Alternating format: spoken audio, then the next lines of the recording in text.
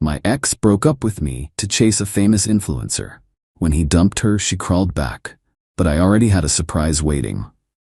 Original post: I, 28 male, got dumped 6 weeks ago in the most ridiculous way possible.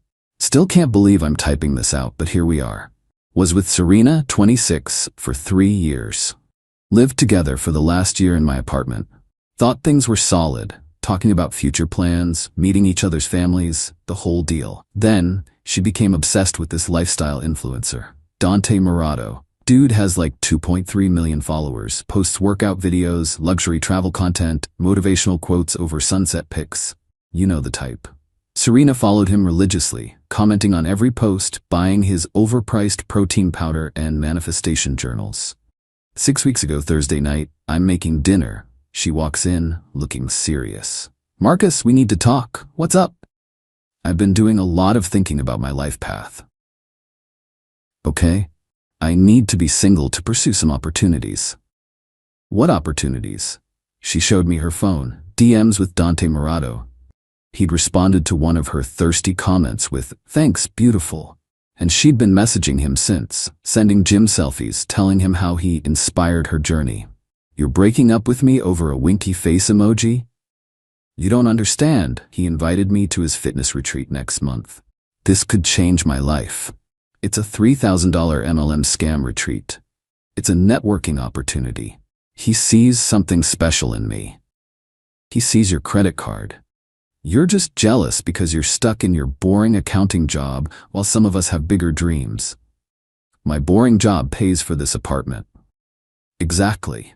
You have no ambition?" "Dante says we need to surround ourselves with people who match our energy frequency." She actually said energy frequency, with a straight face.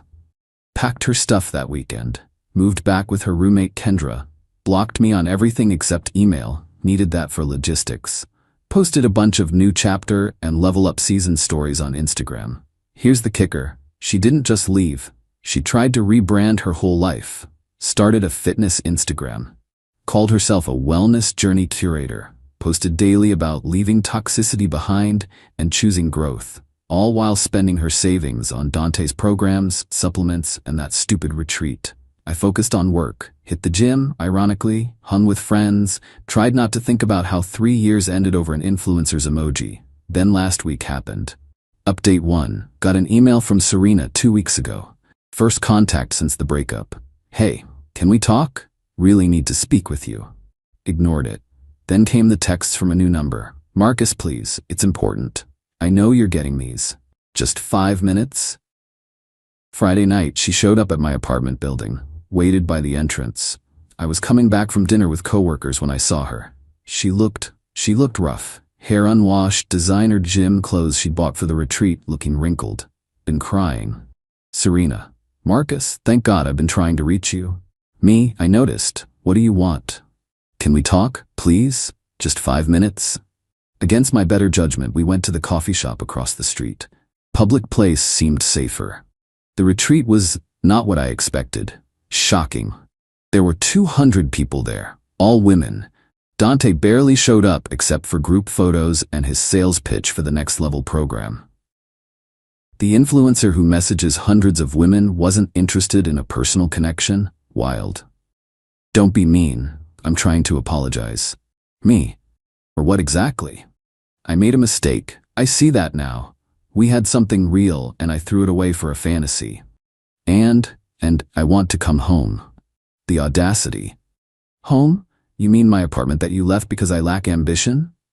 "I didn't mean those things. I was caught up in the excitement. You meant them enough to end a 3-year relationship."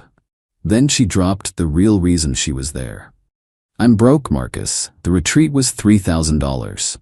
The premium supplements were $500. The VIP meet and greet was another $1,000, plus flights, hotels, the new workout gear. That's unfortunate. I lost my job, kept taking time off for Dante's live streams and workshops. They fired me last week. Still unfortunate. Kendra's kicking me out, says I can't make rent." "Sounds like a you problem." Her face hardened, the tears stopped. "Wow, 3 years together and this is how you treat me." "You ended those 3 years for an Instagram DM."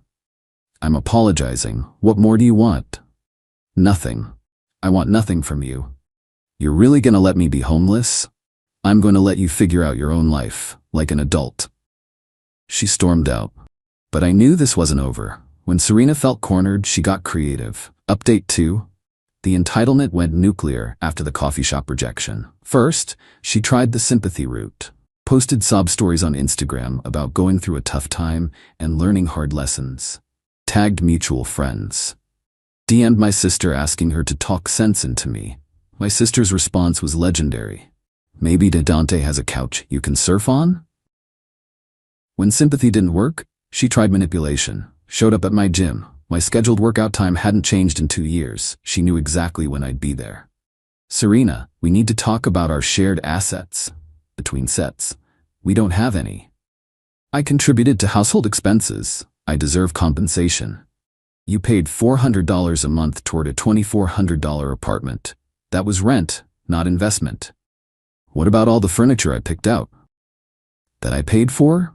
I have receipts showing joint purchases. She pulled out printed emails.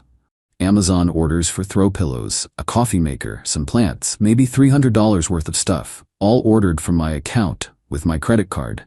Me, these are from my account. Serena, but I selected them. My aesthetic vision increased your property value.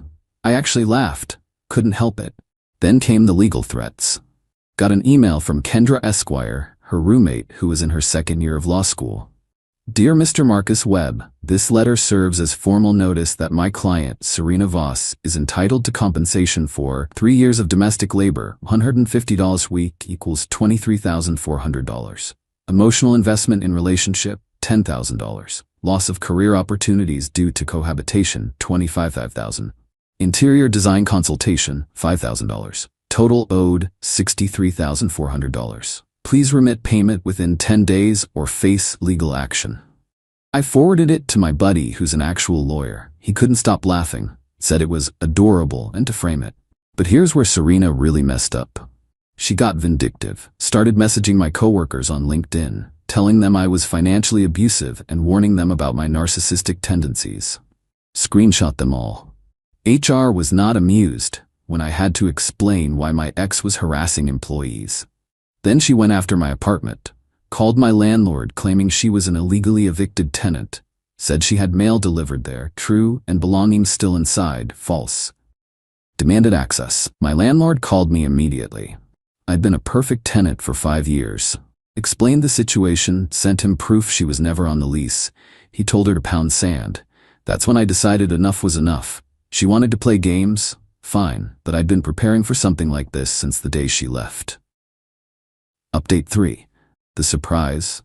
See, when Serena left me for Dante, I did something petty. Not proud of it, but actually no. I'm totally proud of it. I knew she'd be back. Her pattern was predictable. Chase shiny things, fail, expect safety net. Did it with jobs, friendships, and now relationships.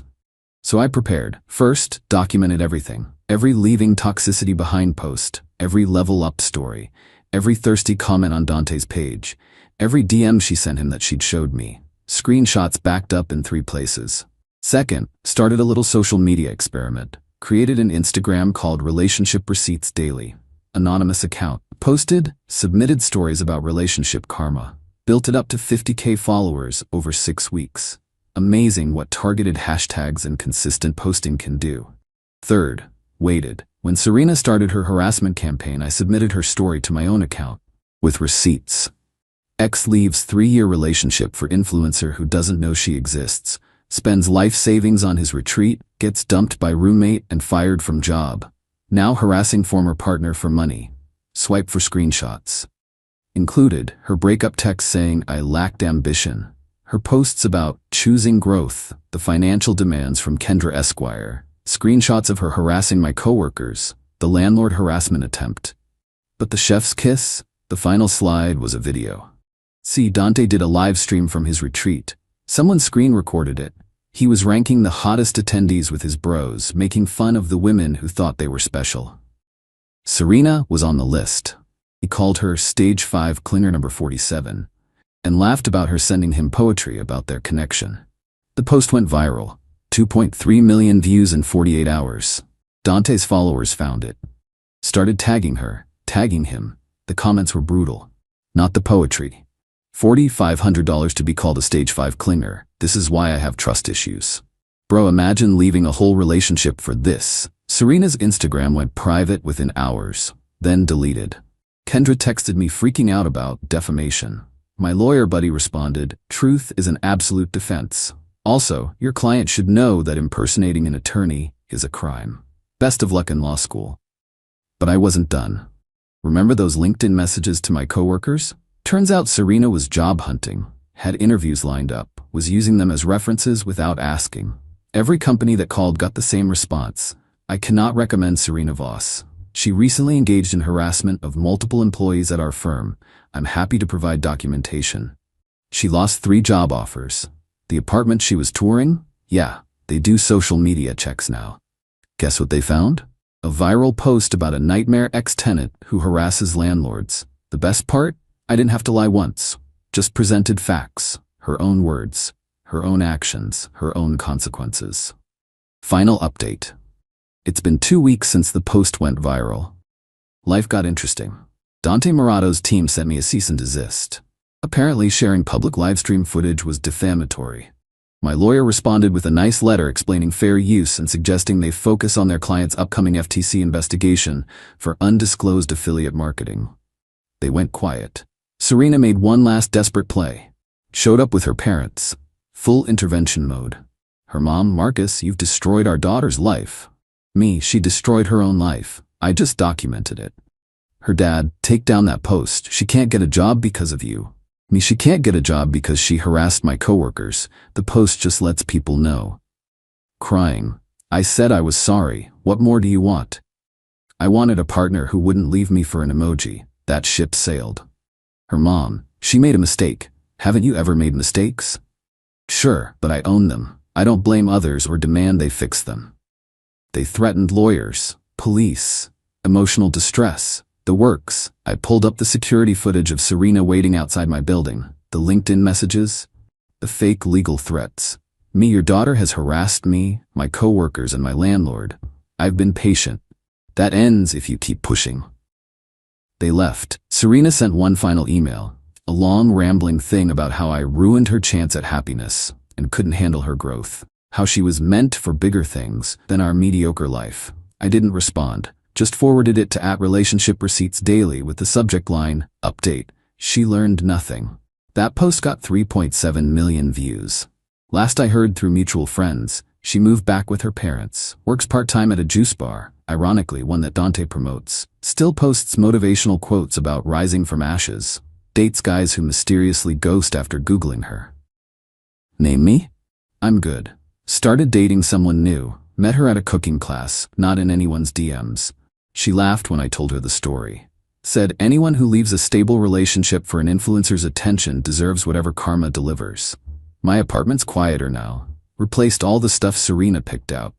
Turns out I have decent aesthetic vision myself. Who knew? The @RelationshipReceiptsDaily account is still going strong. Anonymous admins now run it. Became a whole thing about accountability in the age of social media. Even got mentioned in a few articles about viral justice. Some people called me petty, said I went too far. Maybe. But here's the thing. I didn't make Serena do any of those things. Didn't force her to harass people, make legal threats, or try to destroy my life when her influencer fantasy collapsed. I just made sure the receipts were public. She wanted to leave our mediocre life for something bigger? Cool. But she doesn't get to crawl back when the bigger thing sees her as clinger number 47. Actions meet consequences. It's not revenge. It's just math. And somewhere out there, Dante's still selling $3,000 retreats to the next batch of Serenas. Circle of life, I guess. At least I kept the coffee maker.